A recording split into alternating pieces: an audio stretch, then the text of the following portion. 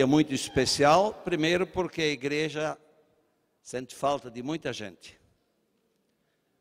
Um grupo grande está no Encontro de Jovens com Cristo e todos os anciãos estão lá no catre, com todos os pastores também. E o pastor Laércio, com muito custo, dispensou os dois, né? Eu estava aqui para ir para lá, mas ele disse, vê se algum deles prega, você vem. Se eles não quiserem pregar, e como eles não são assalariados, então eles decidiram não pregar. Por isso eu fiquei para pregar.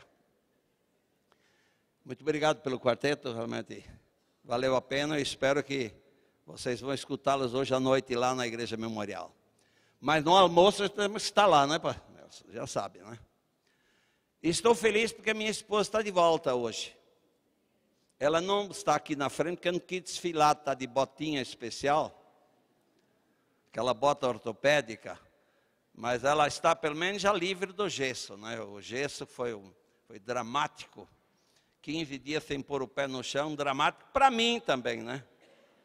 Levá-la para todo lugar e a gente está desajeitado, não está? E não consigo mais carregá-la também, né?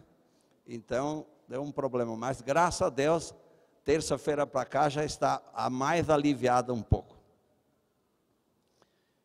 Muito bem, nós pregamos no sábado passado sobre os excluídos.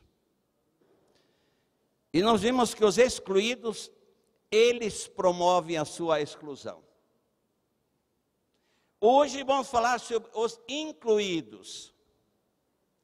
E quem será que promove a inclusão das pessoas? Nós vamos ver. Será que sou eu que estou também promovendo minha inclusão? Agora, será que esses incluídos, que nós vimos que os excluídos são muitos, que se excluem, que não querem.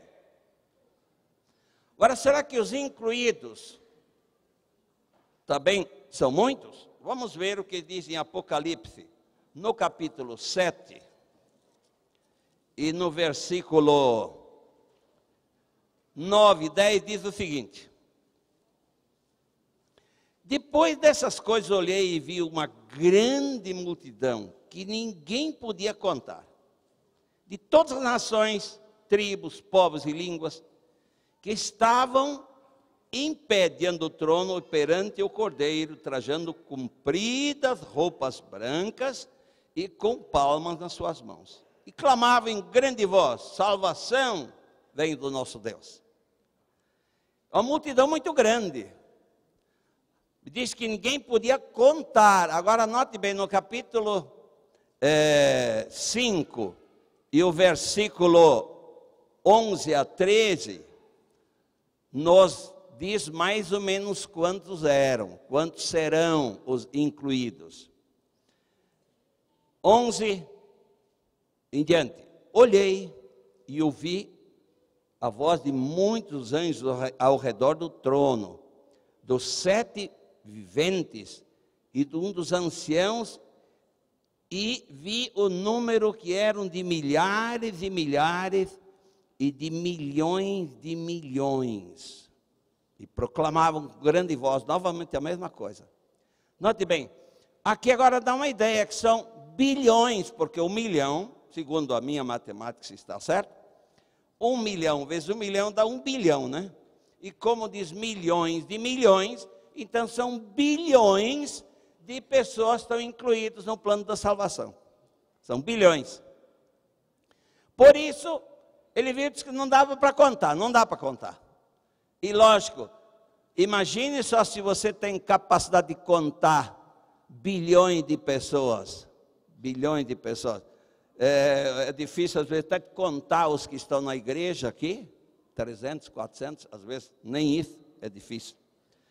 Muito bem, mas nos diz o seguinte agora: quem são estes incluídos que estarão lá no céu, cantando louvores, dando glórias, batendo palmas, com roupas brancas, compridas, lindas? Quem são estes? Qual é o preço a pagar para estar incluído?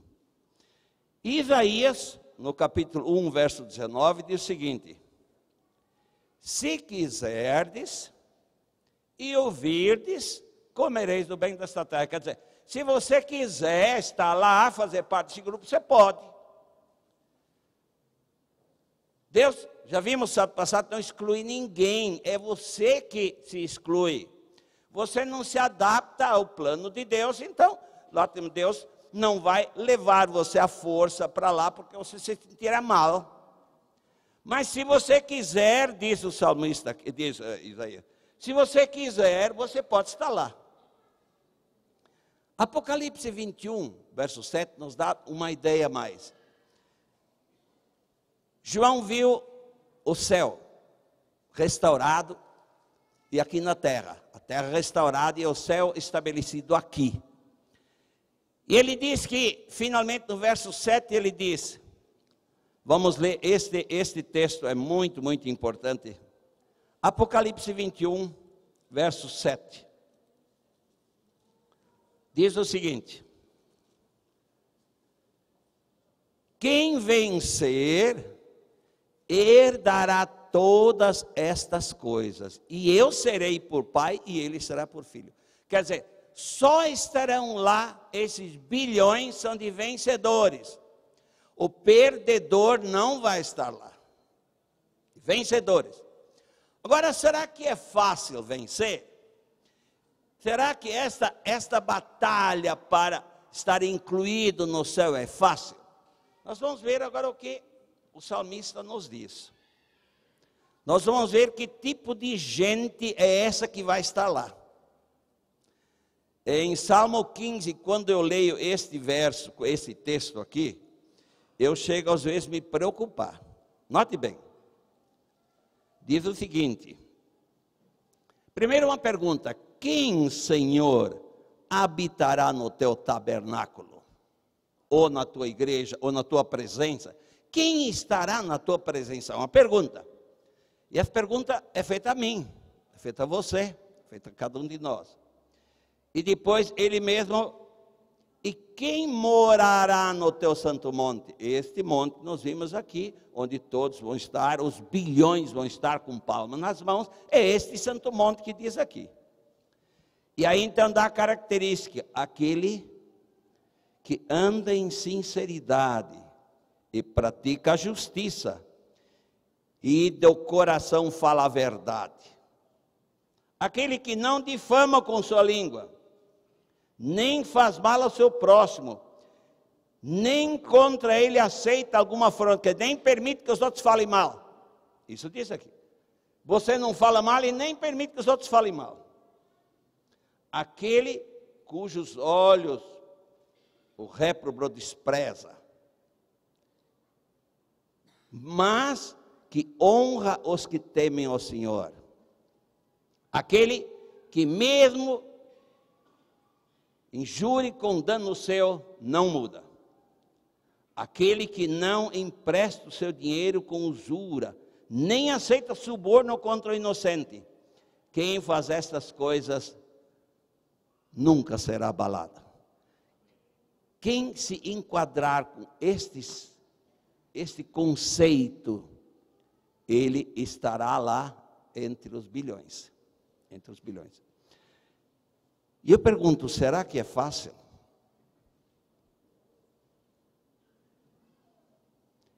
Na minha opinião, é impossível. Eu, quando li isto mais uma vez, eu me analisei, me avaliei. E eu vi que muitas vezes, eu já tropecei aqui. Experimente, chega em casa, leia de novo este capítulo 15 de Salmo, e se avalie para ver se você está enquadrado nisso. Mas para piorar um pouco ainda, nós vamos agora a São Pedro. 1 Pedro 1, versículo 15 e 16, diz o seguinte: mas como é santo aquele que vos chamou, sede também santos em todo o vosso procedimento, pois está escrito: sede santos, porque eu sou santo. Parece que complicou mais ainda, né? Quer dizer que só os santos vão estar fazendo parte desses bilhões no céu? E eu, será que eu sou um santo? Posso me qualificar para ser incluído nesse grupo tão grande assim? Esses bilhões? Concluímos que Deus só vai levar santos para o céu. Deus só vai levar santos para o céu. Mas note bem, será que existem santos nessa terra aqui? Será que existem santos? Quer ver o que Paulo diz? Escrevendo a igreja de Corinto. Se vocês leem o livro de Corinto, vocês veem que os corintianos, não os daqui do Brasil, mas os corintianos de lá da Grécia, eles eram problemáticos. Ele teve que dar o duro, era uma igreja tremendamente problemática. E ele teve que escrever coisas duras para ele. Mas quer ver o que ele diz aqui? A igreja que está em Corinto, os santificados, chamados de santos. Ora, se esse povo lá, que era tão problemático, era santo, então eu posso ser santo também? Será que eu sou pior que eles? Não, não é possível. Então note bem, se eu sou santo, você também pode ser santo. Se eles eram santos, você também pode ser. Agora vamos ver agora os passos para nos tornar santos. Deus só vai levar santos para o céu, só. O primeiro texto está em 1 João, nós conhecemos todos de cor esse texto. 1 João 1,9. Quem sabe de cor esse verso? Começa com C. Se confessarmos nosso pecado, Ele vai nos purificar de quantos pecados? De todos. E uma vez, meu irmão, que eu não tenho mais pecado, eu sou um santo ou não? Segundo o verso é. Lógico. Se eu não tenho mais pecado, sou santo. Uma vez que Jesus me perdoou, eu sou um santo. Por isso ele diz, os santos da igreja, aqueles que aceitaram Jesus e realmente estão com seus pecados perdoados, confessados e perdoados, são santos. Estes é que vão fazer parte, dos bilhões que João viu lá no céu. Você e eu devemos estar, ele deve ter visto, nós, qualquer um dos nossos, nós, a igreja da Asa Norte, deve ter visto, lá no céu, junto com esses bilhões. Eu não gosto muito de citar muitos textos de Espírito e Profecia, porque um dia desse alguém me falou, parece que o pessoal fala mais de Ellen White do que da Bíblia, mas existem alguns textos, irmãos, que não dá para deixar fora. Ela diz o seguinte, esse texto eu sei de cor desde a minha juventude. Se vos entregais a Ele, preste atenção que aqui está aqui a chave do problema de ser santo ou não. Se vos entregais a Ele, por mais pecaminosa que haja sido a vossa vida no passado, não agora, vós sereis contado entre os santos. Note bem, entre os santos em consideração a Ele. Não é que eu seja bonzinho, mas se eu me entregar a Ele, e continua, o seu caráter substitui o vosso caráter, e sereis apresentados diante de Deus como se nunca houvesseis pecado. Que coisa linda! Não existe texto mais esclarecedor. Você sim pode se tornar santo, desde que se entrega a Jesus e receba dele o perdão. aceite dele o perdão e aceite que ele seja o rei de sua vida, o Senhor de sua vida. Ele mesmo diz: todos que estão cansados, que estão buscando um descanso para a sua vida espiritual, vem a mim. Em Mateus 11, 28 em diante, eu estou aqui para ajudar você a levar o fardo. O pastor pregou um dia sobre isso e diz: Jesus não leva a nossa carga, Ele nos dá força para levar a nossa carga. Você tem que estar disposto, Ele te ajuda, Ele está à tua disposição, Ele diz: eu estou aqui para aliviar você. Pode vir, eu estou aqui garantindo a ajuda. Todos nascem no reino das trevas.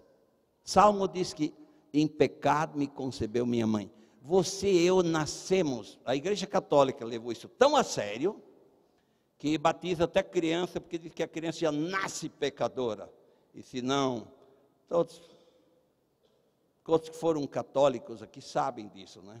Eles têm até certa razão, porque eles levam isso assim ao pé da letra, não olhando outros textos da Bíblia, eles têm que ensinar primeiro tudo isso. Mas diz que a criança, quando nasce sem batizada, ela é o quê? Pagão. É pagão, morreu pagão, por quê? Não foi batizado, por isso batizam criança. E algumas igrejas evangélicas também fazem isso. Nós somos concebidos em pecado, não que o ato de concepção seja pecado, porque minha mãe era casada com meu pai. Eu já fui o 11º filho, então não havia pecado na concepção, mas como ele era pecador, meu pai e minha mãe também, por isso eles morreram, já faz muito tempo, então conceberam mais um pecador que sou eu. Minha esposa pecadora, eu pecador, concebemos 2 pecadores. E cada um deles já concebeu mais 2 pecadores, e assim por diante. Nós nascemos com a natureza pecaminosa. E todos, por isso nós nascemos no reino das trevas. A passagem para o reino da luz não é automática, não. Simplesmente Jesus, ele veio estabelecer sua cruz aqui no reino das trevas, porque se nós lemos o que está escrito em Hebreus 2, 14 e 15, vamos ler rapidamente esse texto. Nós vemos que Jesus veio estabelecer, Hebreus 2, 14 e 15. Diz o seguinte: portanto, visto que os filhos participam de carne e sangue, também ele, Jesus, participou das mesmas coisas, para que pela morte aniquilasse o que tem o poder da morte, isto é, o diabo. Jesus teve que vir e se humanizar, se tornar carne e sangue, que Deus não podia morrer, espírito não morre, e o plano da redenção incluía a morte, derramamento de sangue, e Deus não tem sangue, espírito não tem sangue, ele se fez carne e sangue, para que pela morte aniquilasse o poder da morte que estava sobre o diabo. O poder da morte aniquilasse o diabo. E, verso 15, e livrasse a todos os que com medo da morte estavam sujeitos por toda a vida à escravidão. Note bem, se não fosse Jesus estabelecer o reino dele, o reino, a sua cruz aqui no reino das trevas, porque ele veio aqui para nos levar para o reino da luz. Vamos ver o que diz agora em Colossenses 1,13, eu gosto demais desse texto aqui. Como é que nós conseguimos ultrapassar este abismo entre o reino das trevas e o reino da luz? Porque o reino das trevas, nós vivemos, como diz o Leandro Quadros, como pecadeiros. No reino da luz, vivemos como pecadores. O pecado é um acidente, não é um princípio. Quer ver o que diz? Capítulo 1, versículo 13. Ele nos tirou do poder das trevas e nos transportou para o reino do Filho do amor. Em outras palavras, ele nos tirou das trevas e nos carregou para o reino da luz. Porque sozinhos é impossível estar enquadrado como santo ou como que o salmista apresenta. É impossível. Não existe quem. Não existe. Mas ele nos carrega. Ele nos carrega para o outro lado. Este trecho, ele carrega. Agora, uma vez no reino da luz, ele nos ajuda a caminhar. Ele nos tira do reino das trevas e nos carrega para o reino da luz. E uma vez que eu estou com Cristo, então ele promete andar comigo, me ajudar. Me ajudar. Muitos querem ser carregados sempre, não. Ele nos tira do reino das trevas apenas e nos leva para o reino da luz. Sozinhos é impossível. Vamos ver um pouco como é que vive as pessoas no reino das trevas. Aqueles que não aceitaram Jesus, aqueles que se excluem da vontade de Deus. Eu não quero.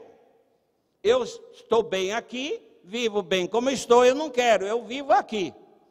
Eu não vou ler os textos, são muitos textos. Primeiro diz que eles têm a natureza pecaminosa, como todos nós temos. Mas eles praticam atos pecaminosos, quer dizer, é constante a prática de atos pecaminosos. Eles dizem que estão separados de Deus. Isaías 59 diz que eles estão separados de Deus. Por quê? Eles se excluíram, eles se separam de Deus. E finalmente, João 8, 44, Jesus diz que se tornam filhos do diabo. Vós sois filhos do diabo, vosso pai. Aqueles que vivem no reino da luz, eles são pecadores, eles são pecadores profissionais. Eles não estão interessados em ser incluídos nestes milhões e bilhões que João viu. Eles querem viver a sua vida aqui. Por isso, eles estão no reino das trevas.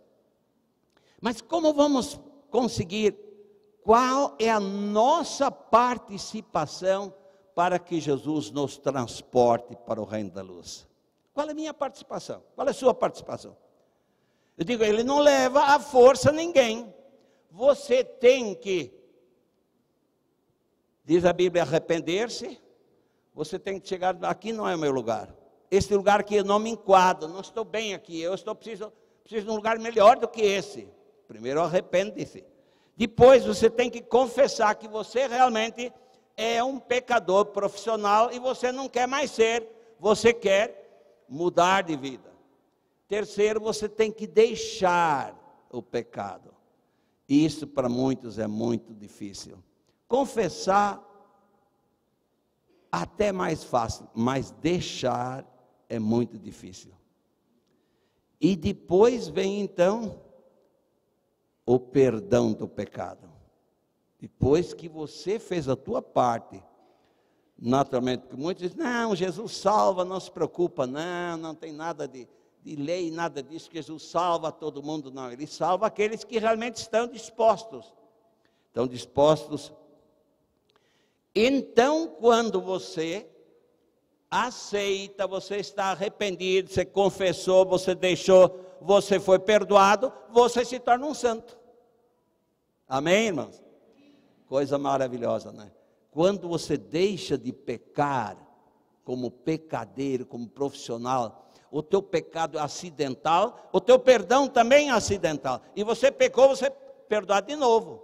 E você se torna um santo de novo. Jesus nos ajuda, diz Hebreus 4,15. Nesta caminhada, nesta tomada de decisão. Eu não estou sozinho. O Espírito Santo nos ajuda, Romanos 8,26. Jesus se fez pecado por nós, que ele veio aqui, por isso ele colocou a sua cruz aqui. Ele veio, tomou forma de pecador. Ele tomou a forma de pecador, e com o primeiro Adão, ele veio o quê? Mostrar que é possível vencer, e venceu. Por isso, ele se fez pecado por nós, diz a Bíblia. E como já lemos, Jesus nos carrega para o outro lado. Os anjos estão à nossa disposição, diz que eles ministram em favor daqueles que vão salvar. Os anjos estão aqui lutando para que você aceite, você se arrependa, você confesse, você peça perdão e seja perdoado. Então, Efésios 1:5 diz: você é adotado por Jesus. Você, finalmente, quando você aceita ser carregado do reino das trevas para o reino da luz, você é adotado por Jesus. E você se torna, então, quer ver como é que vive agora as pessoas, os santos que estarão lá no céu? No reino da luz, eles continuam tendo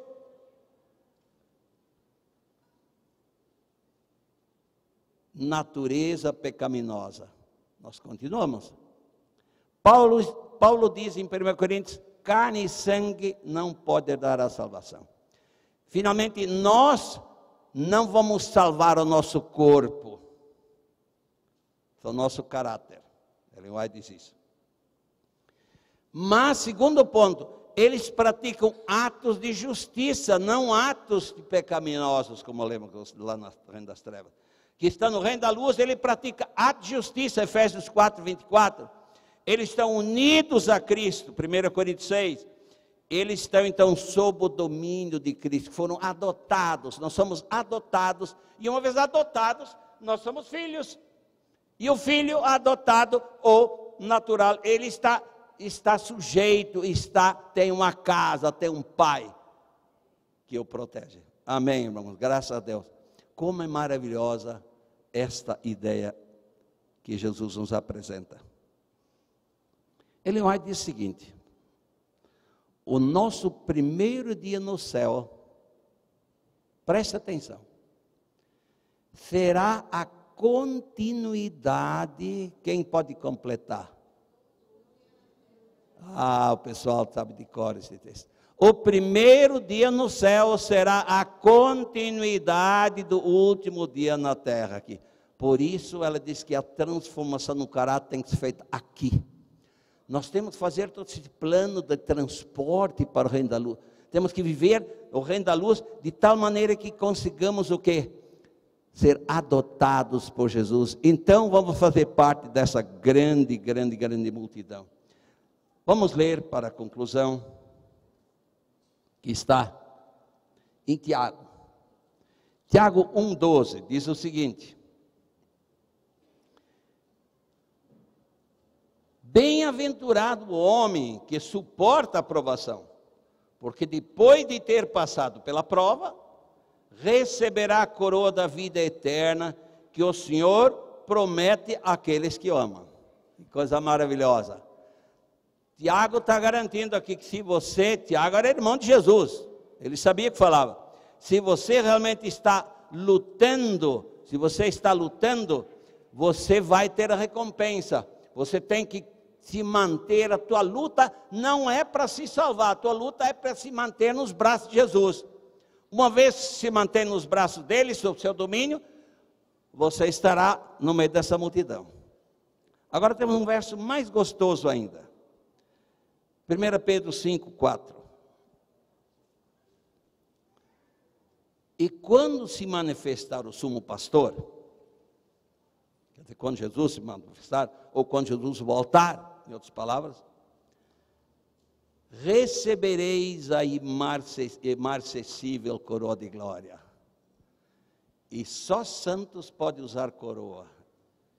E se vocês permanecerem firmes, como diz a Bíblia, quando Jesus aparecer pela segunda vez, nós vamos receber a coroa imerecível, em outras palavras, de glória. Uma coroa que nós não merecemos, mas uma glória que realmente... O projeto de Jesus, queridos irmãos, é salvar a todos, é incluir a todos no céu. Ele veio restaurar a restauração. Ele queria levar a todos, mas nem todos querem. E vamos ler o último texto, 1 Timóteo 2, verso 4.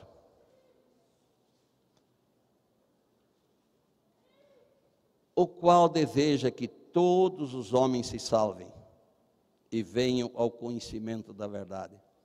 O projeto de Deus, queridos irmãos, é salvar a todos, é incluir a todos essa grande multidão de bilhões lá no céu. Mas infelizmente nem todos aceitam ser incluídos.